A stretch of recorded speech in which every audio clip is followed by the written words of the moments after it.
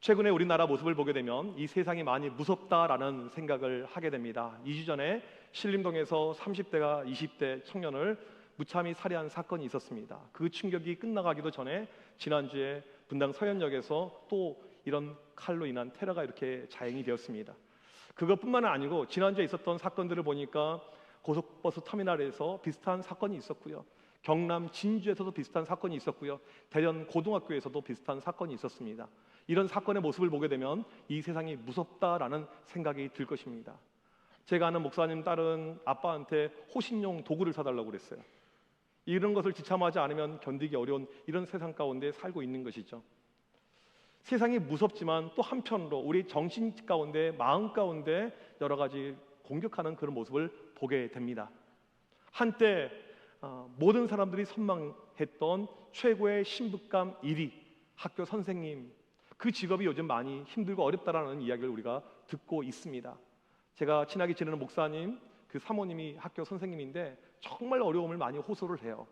그런 가운데 우리 선생님들이 이제 일하다가 돌아가시는, 순직하는 경우가 발생하는데 최근에 교사들 사망률의 11%가 자살로 밝혀졌습니다. 많은 분들이 스스로 목숨을 끊고 있죠. 우리나라는 OECD 국가 중에서 17년째 자살이 1등인 나라입니다. 상당히 안타깝죠. 그런데 문제가 무엇이냐면 다른 나라보다 자살률이 2배가 높아요. 최근에 10대 자살률을 보게 되면 다른 나라는 감소하고 있는데 우리나라는 지난 10년 동안 100배로 성장, 오히려 증가된 안타까운 모습이 우리에게 있습니다. 이게 우리가 직면하고 있는 세상입니다. 여러분, 우리가 어떻게 살아가야 될까요? 아까 불렀던 찬양처럼 믿음으로 살아야 되죠. 믿음으로 이겨야 되죠. 우리는 지금까지 잘 살고 있지만 우리 자녀들 어떻게 하면 이 세상을 이겨낼 수 있을까요? 상당히 중요한 숙제입니다. 지난주까지 해서 우리 청소년부까지 수련회가 끝났습니다. 이 시간 우리 아이들 성경학교 수련회 영상 잠깐 보도록 하겠습니다.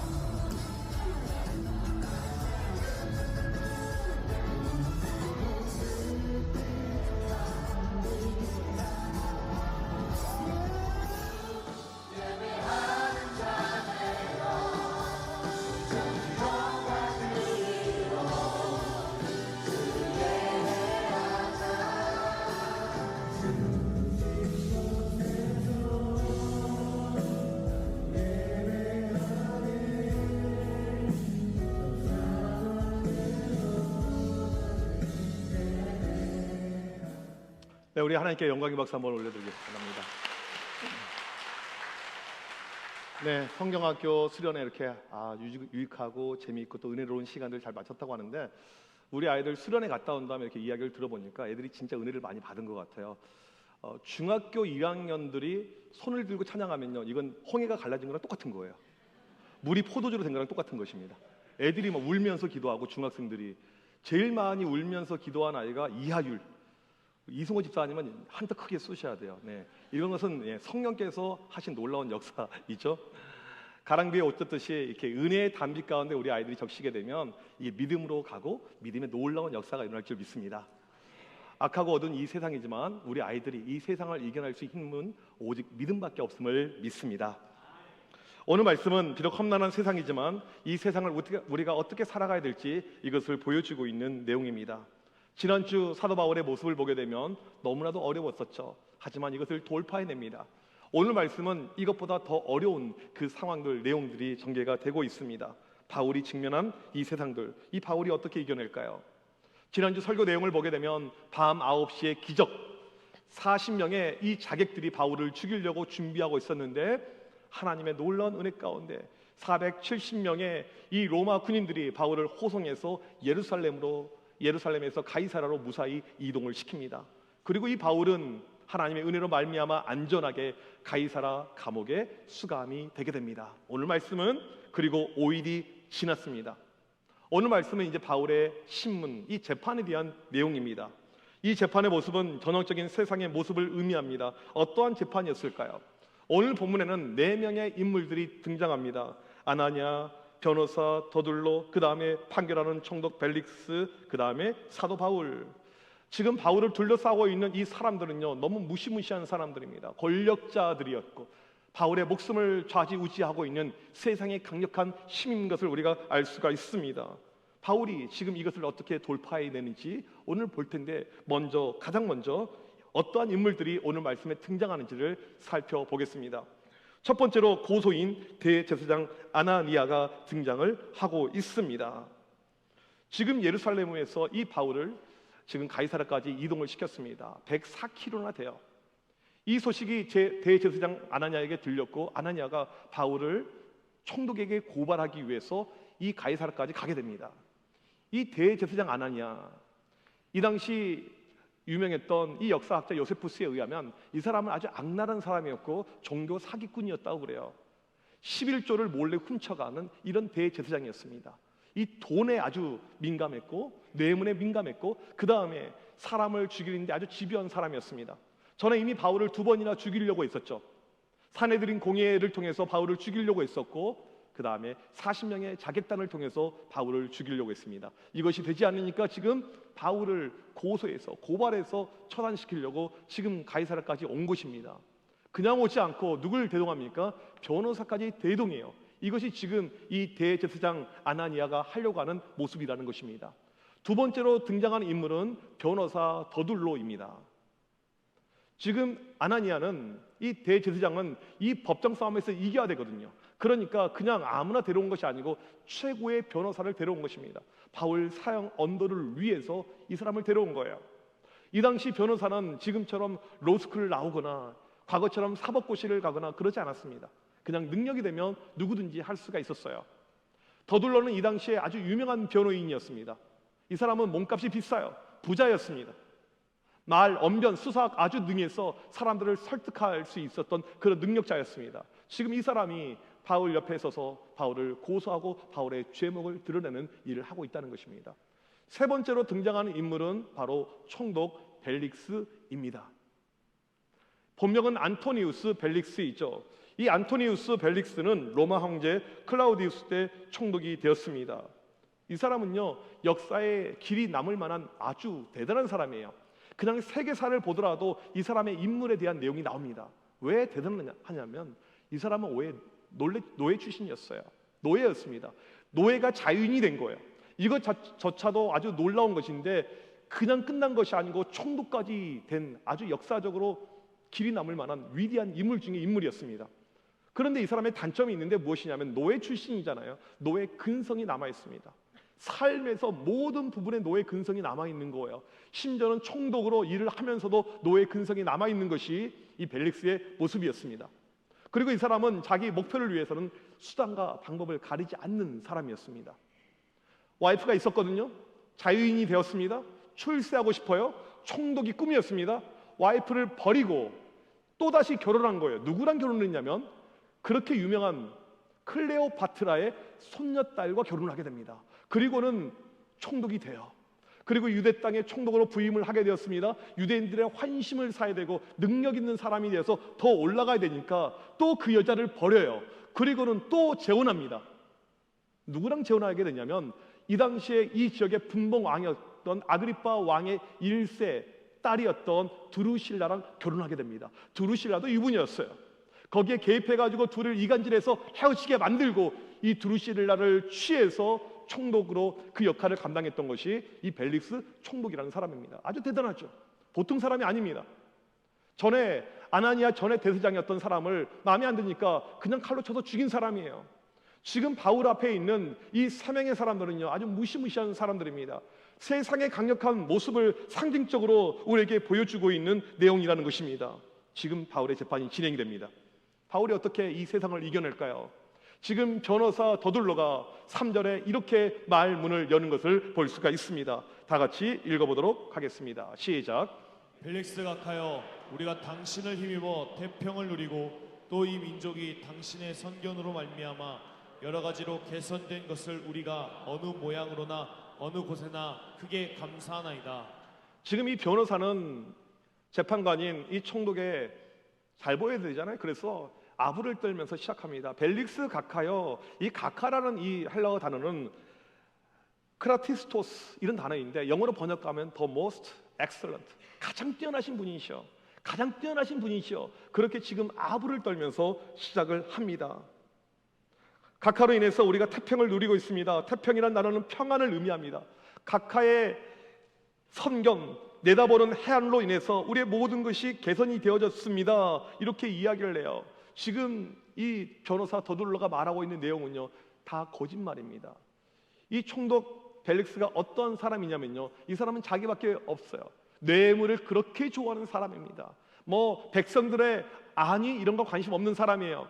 이 당시 예루살렘에 어떤 일이 있었냐면 갑자기 도둑들이 많아진 거예요. 좀도둑들이 너무나도 많아집니다. 그래서 치안을 해결해야 되고 이 문제를 해결해야 되는데 해결이 안 돼요. 그냥 말로는 해결하겠다고 하지만 해결이 안 돼요. 나중에 알고 봤더니 이 총독이 도둑놈들한테 뇌물을 받아먹는 거예요. 이 정도의 사람입니다. 보통 사람이 아니에요. 지금 이 사람을 설득하고 꼬시는 이런 작업을 하고 있는 것입니다. 나중에는요, 이 사람이 권력을 남용하고 계속 뇌물을 받기니까 로마의 황제한테 소환이 되고 결국엔 잘리게 됩니다.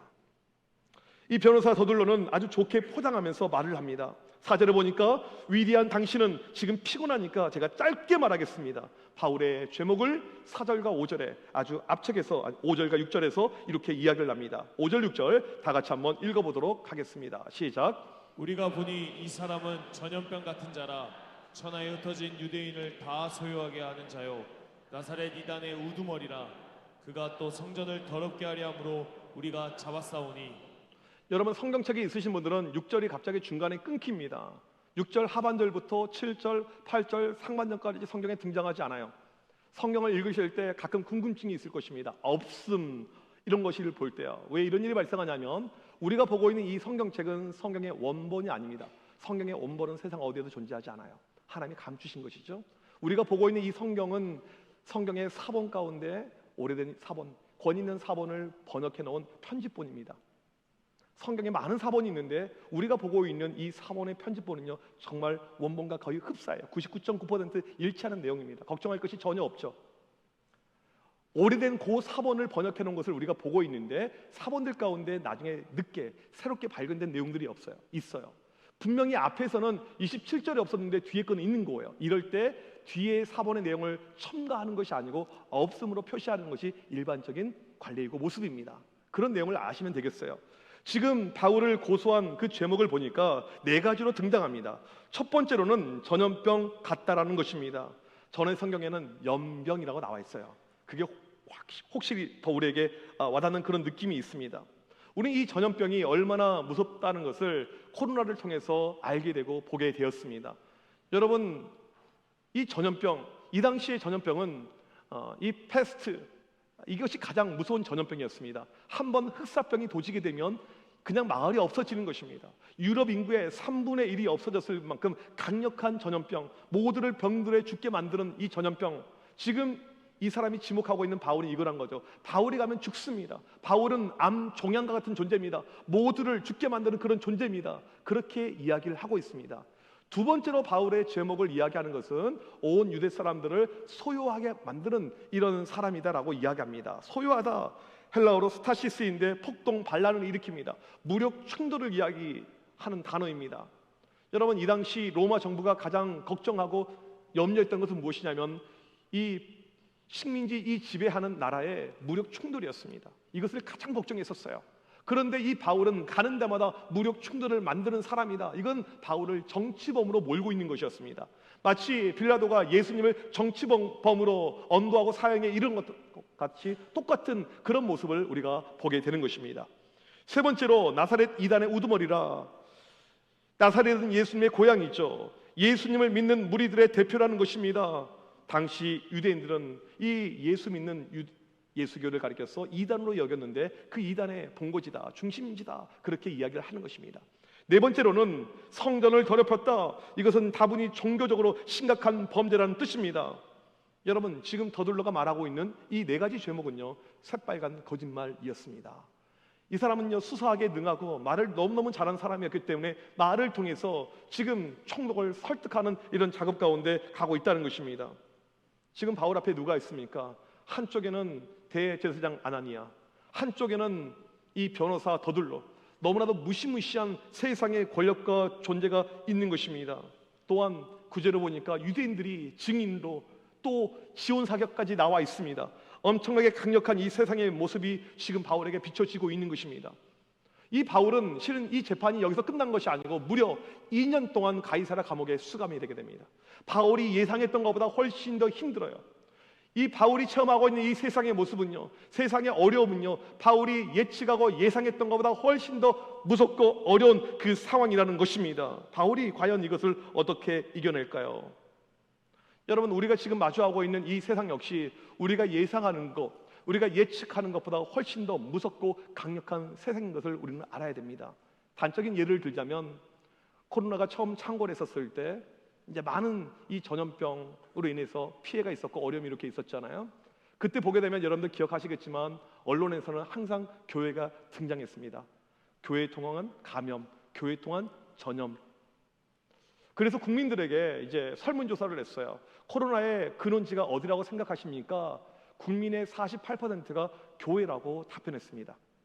교회에서 코로나가 시작이 되었다. 이제 물론 신천지 그런 어떤 이슈가 이렇게 있었죠. 그런데 질병관리청에서 뭐라고 이야기했냐면 공식적으로 나온 문서에 보니까 교회가 아닌 그냥 종교 다 포함해서 교회, 성당, 절 다 포함해서 종교에서 기인한 코로나는 8%밖에 없었습니다. 교회에서 예배드리면서 밥이라든지 교제가 아닌 친교가 아닌 예배를 통해서 예배 시간에 코로나가 전염된 케이스는요, 한 케이스도 없었습니다. 근데 한번 사람에게 각인이 되면 무서운 거예요. 주홍 글씨가 새겨지면 무서운 것이죠. 이게 세상의 모습입니다. 한번 그렇게 되게 되면 팩트, 사실은 별로 중요하지 않아요. 그냥 본인들의 감정이 훨씬 더 중요한 것이죠. 우리는 이런 것을 겪을 때마다 와, 세상은 무섭구나, 세상은 대단하구나, 이런 생각을 하게 됩니다.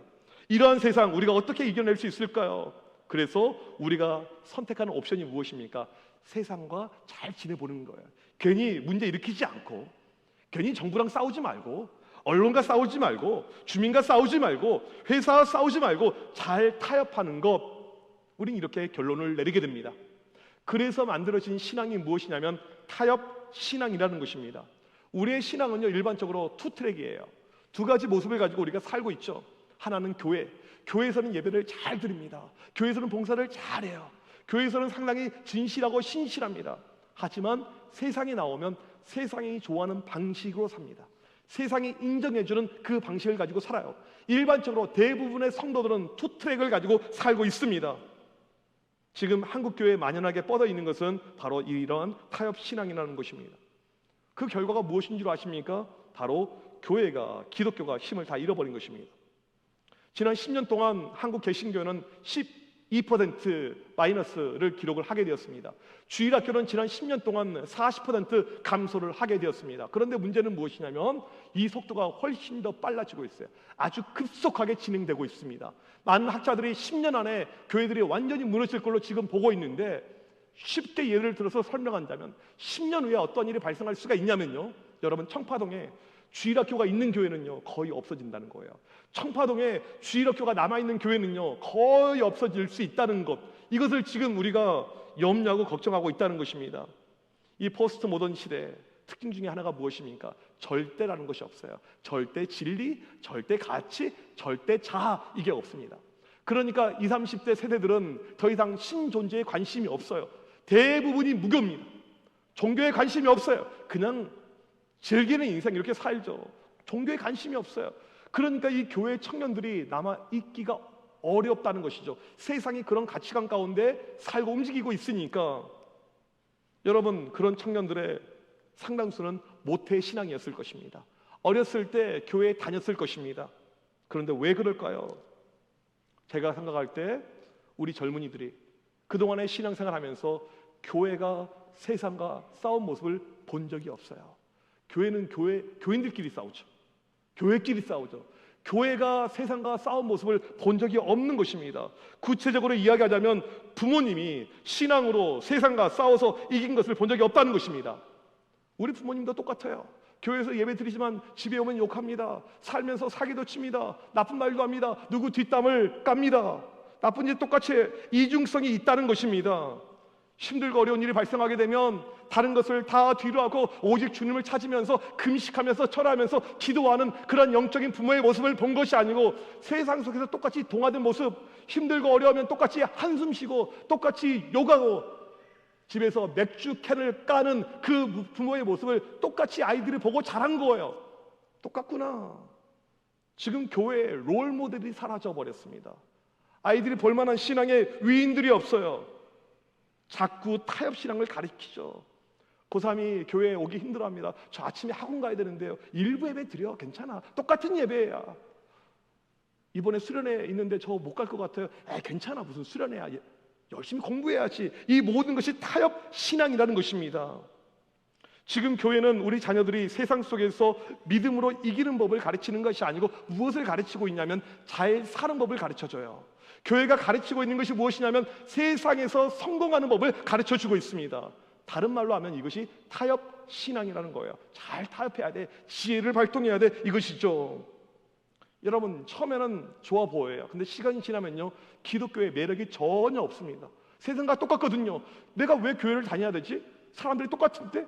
가치관도 똑같은데? 왜 다녀야 되지? 떠나버릴 수밖에 없다는 것입니다. 이게 바로 타협신앙의 결론이라는 것입니다. 여러분, 기독교의 매력은 타협에서 나오는 것이 아니고요, 기독교의 매력은 세상에서 믿음으로 이길 때 나오는 것입니다. 믿는 분들 아멘?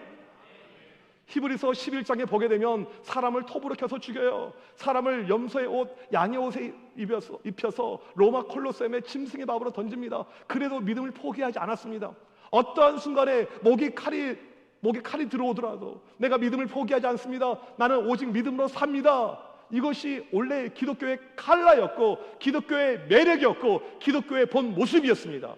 이것이 사라져버린 거예요, 지금이요. 전에 우리 교회에서 사역했던 권세호 강도사님, 한번 제가 이야기한 적이 있죠.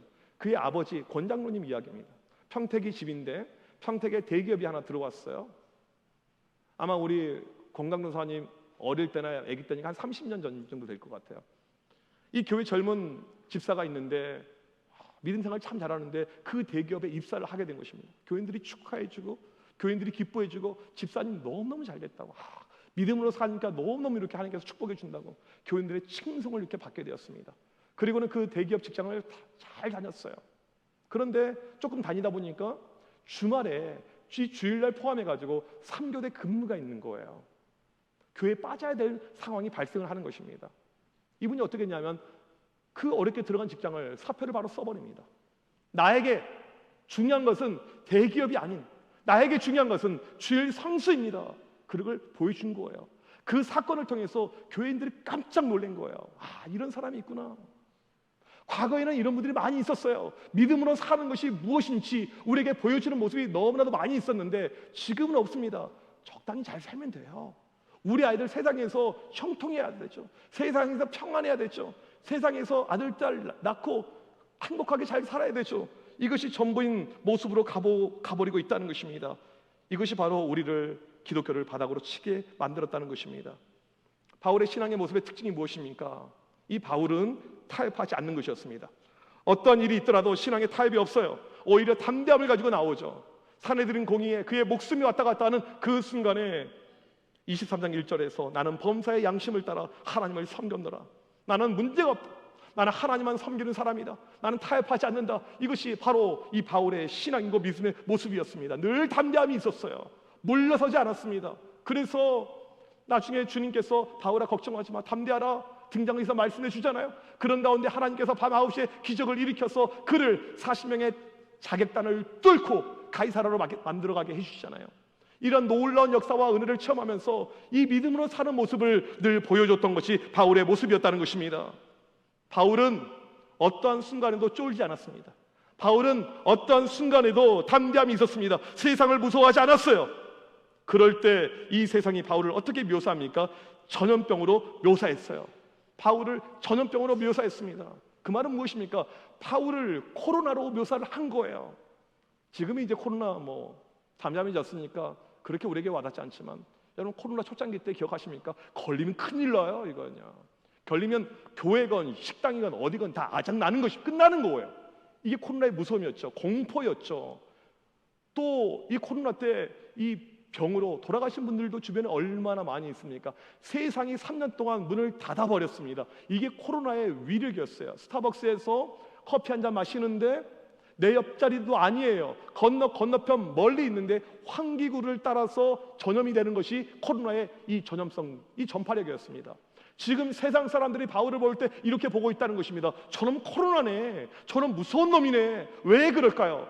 바울이 들어간 지역은요 복음으로 초토화가 되거든요. 바울이 어느 지역에 가서 복음을 증거하잖아요. 모든 사람들이 예수를 믿어요. 모든 사람이 주님을 믿고 있습니다. 유대인들이 바울을 죽이려고 합니다. 핍박합니다. 그에게 여러 가지 모진 고난을 줍니다. 끄떡 없어요. 바울이 들어가는 곳마다 수많은 사람들이 예수를 믿고 복음으로 전파하는 그 역사를 보니까 저건 코로나네, 저건 전염병이네. 바울을 무서워하고 있는 그 모습을 우리가 알 수가 있습니다. 바울은 무섭다, 바울은 강하다, 엄청난 세력이라는 것입니다. 여러분, 세상은 우리를 결코 만만하게 봐서는 안 됩니다. 기독교인들 별거 없네, 아무것도 아니네, 만만하게 봐서는 안 돼요. 무섭게 봐야 됩니다. 저 예수장애들 보통이 아니네. 저 사람들에게 능력이 있어. 저 사람들은 기도라는 것을 아는데 기도하면 반드시 그렇게 역사가 나타난다네. 어느 순간에 기독교의 능력이 사라져버렸습니다. 기도에도 아무 소용이 없는 것처럼 보여지죠. 기독교인들이 무시를 당하고 있습니다. 무릎으로 사는 그리스도인, 유명한 책인데 최근에 개정판이 나와서 20년 만에 이 책을 다시 한번 보게 되는데 미국에서 쓰여진 책이거든요. 그런데 한국 교회에 대한 모습이 등장을 하더라고요. 1907년 평양 대부흥운동이 일어났었을 때 상황입니다. 아마 이 당시 기독교인들 인구의 한 1% 되었을 거예요. 이 사람들이 은혜를 받고 나아가는데 2,000명의 불신자가 순식간에 개종을 합니다. 사람들이 은혜가 넘치니까 새벽 기도라는 것을 만들었어요. 이때 시작을 하게 됩니다. 새벽마다 400명 넘는 사람들이 교회 4시 반에 모여서 기도를 하게 됩니다. 주일날 말고 은혜를 사모하니까 주중에도 사람들이 모여요. 1,000명 넘는 사람들이 주중에도 모여서 교회에서 북적북적 거리고 있습니다. 세상 사람들이 볼 때 이게 뭐지? 왜 모이지? 저게 뭐지? 이들이 놀란 거예요. 그래서 이 불신자들이 교회에 찾아갑니다. 뭔가 신기해서. 그리고 교회에 다녀온 다음에 이들이 이렇게 외쳤다고 합니다. 살아있는 하나님이 여기 계시다. 살아있는 하나님이 여기 계시다. 교회에는 능력이 있다. 예수쟁이들에게는 믿음의 역사가 있다. 이걸 이들이 이야기했다는 것입니다. 여러분, 이게 한국교회 부흥기 때의 모습이라는 것입니다. 세상은 여러분을 지금 어떻게 보고 있습니까? 여러분 주변에 있는 세상 사람들은 여러분을 어떻게 평가하고 판단하고 있습니까? 만만하게 봐서는 안 돼요. 바울의 모습을 보십시오. 지금 바울은요 쇠고랑을 차고 있습니다. 어떻게 보면 아무것도 아닌 존재예요. 그런데 이들은 바울을 전염병이다, 무서워하고 있어요. 바울에게는 능력이 있다. 바울에게는 권능이 있다. 여러분, 우리 앞에 있는 세상 때로는 무섭게 여겨지죠. 걱정이 넘치죠? 어떻게 살아갈까 이런 마음이 들죠? 여러분 걱정하지 마십시오. 주님이 우리와 함께하는 그 이상 이 세상은 아무것도 아니죠. 바울에게 있는 담대함이 오늘 우리에게 있어야 될 줄 믿습니다. 주님의 놀라우신 능력과 그 은혜가 우리 가운데 넘친다면 이 세상 역시 우리에게 두려움의 대상이 아닌 오히려 세상이 우리를 두려워하게 될 줄 믿습니다. 주님께서 우리에게 주신 말씀 요한복음 16장 33절 말씀 같이 한번 읽도록 하겠습니다. 시작. 세상에는 너희가 환난을 당하나 담대하라 내가 세상을 이겼노라. 우리에게 환난이 있고 어려움이 세상 가운데 있지만 담대하라 내가 세상을 이겼듯이 너희도 이긴다라고 주님께서 말씀을 하고 있습니다. 무서운 세상, 강력한 세상 두려워할 것이 아니고 우리가 믿음을 가지고 나아갈 때 믿음의 놀라운 역사가 우리 가운데 넘쳐날 때 세상이 역으로 우리를 두려워하고 세상 가운데서 우리가 믿음으로 이겨낼 줄 믿습니다. 오늘 이 자리에 함께하는 주의 모든 백성들 믿음으로 이기는 모두가 되길 주님의 이름으로 간절히 축복합니다. 우리 시간 자리에서 일어나셔서 함께 이 찬양하기를 원합니다. 세상의 유혹 시험이 내게 몰려올 때 나의 힘으로 그것들 이길 수 없네. 거짓과 속임수로 가득한 이 세상 우리가 어디로 갈지 몰라 헤매고 있을 때 주위를 둘러보면 아무도 없는 것처럼 보이지만 믿음의 눈을 들 때 보이는 분 오늘도 우리 가운데 계시는 주님 예수 그리스도 바라보며 믿음으로 이기는 우리가 되길 원하며 이 찬양하길 원합니다.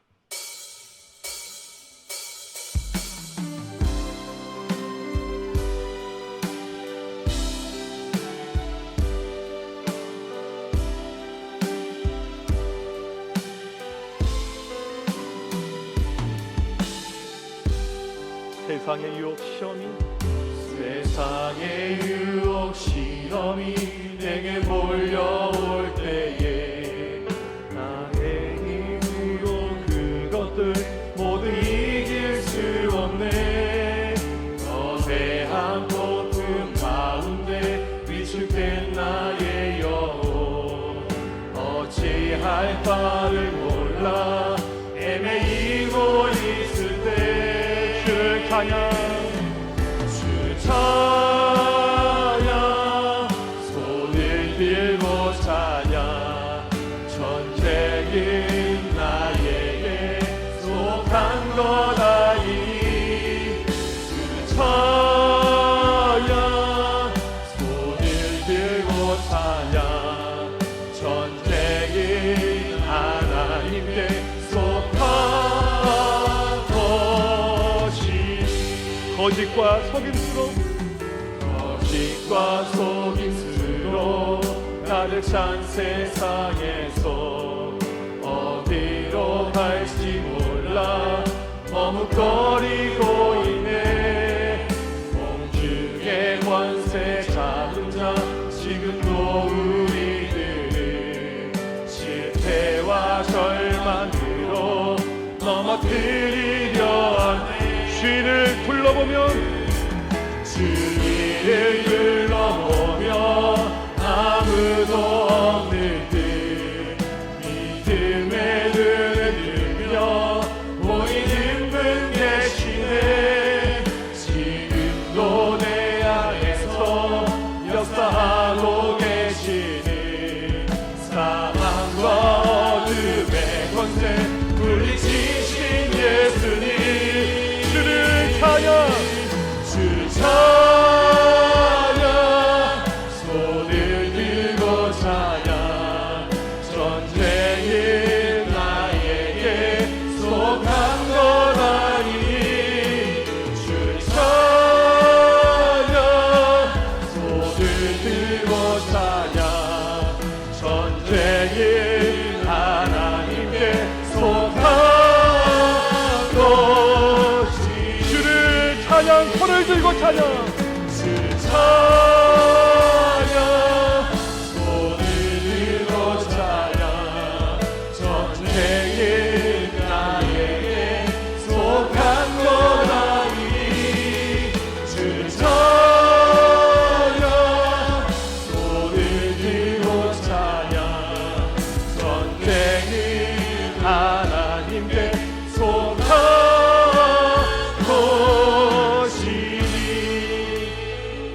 이 시간 다 함께 기도하실 때 여러분 눈앞에 보이는 세상은 어떠한 모습입니까? 세상이 무섭습니까? 겁이 납니까? 이 시간 기도할 때 하나님 우리에게 세상을 등에 이길 수 있는 담대한 믿음을 허락하여 주시옵소서. 세상의 어떠한 유혹과 시험 속에서 타협하고 살아가는 것이 아니고 오늘 이 시간 모든 것을 이길 수 있는 담대한 믿음을 허락하여 주시옵소서. 그 믿음으로 말미암아 세상에서 이길 수 있는 놀라운 힘을 체험하는 주의 모든 백성들 되게 하여 주시옵소서. 주여 부르시고 합심하여 간절히 기도합니다. 주여 하나님 아버지 이 시간 간절히 기도합니다. 세상의 유혹과 거짓의 풍랑이 우리에게 찾아오지만 하나님 이겨낼 수 있는 놀라운 힘과 능력을 우리에게 허락하여 주시옵소서. 두려움이 아니고 걱정이 아니고 염려가 아니고 주를 바라보는 믿음을 가지고 승리하게 하여 주시옵소서. 어떠한 상황에도 이겨내는 어떠한 상황에도 승리하는 놀라운 믿음의 역사가 하나님 시간 임할 수 있도록 인도하여 주시옵소서. 간절히 기도할 때 성령이여 우리 가운데 힘으로 능력을 함께하여 주시고 우리를 붙잡아 주시옵소서. 주님 앞에 붙들림 받는 주의 모든 백성들 되게 하여 주시옵소서. 주의 놀라운 능력으로 말며 은혜로 말며 달려나갈 수 있는 주의 모든 백성들 되게 하여 주옵소서. 간절히 기도합니다. 하나님 우리는 연약하지만 우리의 대장 되신 예수 그리스도 주의 놀라운 힘과 능력과 권능으로 말며 우리가 능히 이겨낼 수 있음을 고백합니다. 승리하는 주의 모든 백성들 되게 하여 주시옵소서. 타협하는 것이 아니고 적당히 살아가는 것이 아니고 믿음으로 살게 하여 주옵소서. 믿음으로 이기게 하여 주옵소서. 악하고 어두운 이 세상을 믿음으로 이겨내는 주의 모든 백성들 되게 하여 주옵소서. 하나님 오늘도 하나님 아버지 승리의 깃발이 승리의 역사가 승리의 은혜가 우리 가운데 넘쳐나게 하여 주옵소서. 어떤 순간에도 믿음을 가지고 나가며 승리하는 주의 모든 백성들 되게 하여 주옵소서. 오늘도 이 시간 간절히 기도할 때 우리 모든 백성들 안에 믿음을 통한 승리의 역사 승리의 깃발 아버지 올리게 하여 주옵소서. 하나님의 놀라운 은혜의 역사가 저희 쪽에 있습니다. 승리하는 주의 모든 백성들 수 있도록 하나님 오늘도 힘으로 능력으로 붙잡아 주시옵소서. 하나님 오늘 우리 앞에 펼쳐진 이 세상의 모습이 너무나도 강해 보일 때가 있습니다. 이 세상에 살기 위해서 나도 모르게 타협할 때가 있었음을 고백합니다. 우리를 불쌍히 여겨 주시옵소서. 이 시간에 간절히 기도할 때 세상을 이길 수 있는 담대한 믿음을 우리에게 주옵소서. 세상과 타협하며 살아가는 것이 아닌 세상 속에서 살아계신 하나님의 존재를 드러낼 수 있는 담대한 믿음을 허락하여 주시옵소서. 오늘 또 이 세상에서 승리하는 주의 모든 백성들 되게 하여 주시옵소서. 지금은 우리 주 예수 그리스도의 크신 은혜와 하나님 아버지의 무한하신 사랑하심과 성령님의 이로 교통하심이 악하고 어두운 이 세상 가운데 믿음으로 능히 이기길 원하는 주의 모든 백성들 머리 위에 지금부터 영원토록 함께 있을지어다. 아멘.